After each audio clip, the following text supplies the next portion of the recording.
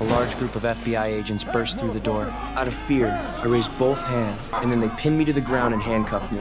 It turned out to be a joint arrest by the FBI and DEA. They searched my house and found large quantities of contraband and cash, and then discovered 2 AK-47s. They told me I would face criminal charges and that no amount of money could secure bail, but I didn't care at all and gave her a contemptuous smile. Although they sent me to prison, I knew that my father, being a police officer, would soon get me out of there. However, what I didn't expect was that my father actually compromised with the prosecutor for his own interests. Because of my illegal possession of contraband and heavy weapons, I could potentially face life imprisonment. But my father told me not to worry. He had already reached an agreement with the prosecutor. As long as I chose to plead guilty in court, the prosecutor would fight for a 5-year sentence reduction, and if I behaved well in prison, I could be out in 2 years.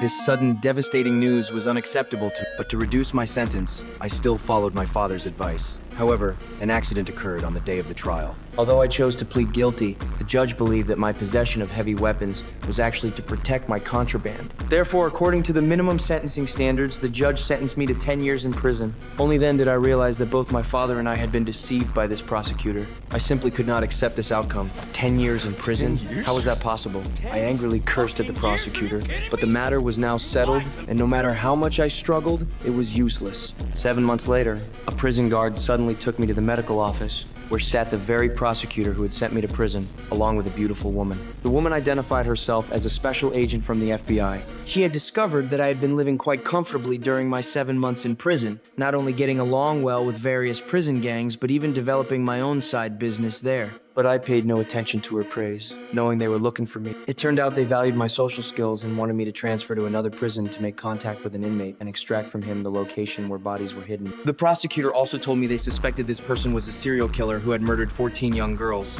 but they had only found one victim's body. To convict this criminal, they needed to find all the remaining bodies. If I could help them solve this serial murder case, they could apply to have my remaining sentence of 9 years and 3 months commuted. Faced with such enormous temptation, I thought for a moment but still refused their proposal, because I had already been deceived by this prosecutor once and didn't know if there were other traps involved. The female agent hoped I would cherish this opportunity and left the killer's file on the table before leaving. The next day during visitation, I told my father about the undercover sentence reduction offer. Unexpectedly, my father directly told me to abandon this idea because that prison housed a group of psychopaths, and he was worried that if I couldn't complete the mission, what awaited me would be endless revenge from the killer. My father then told me not to overthink it and that he would find a way to get me out. But unexpectedly, an accident occurred. I learned from my stepmother that my father had fallen seriously ill because of my situation and could no longer take care of himself. He might not live to see the day I was released from prison. Back in my cell, the female agent's parting words kept echoing in my mind. Thinking that my father might not live more than 3 years,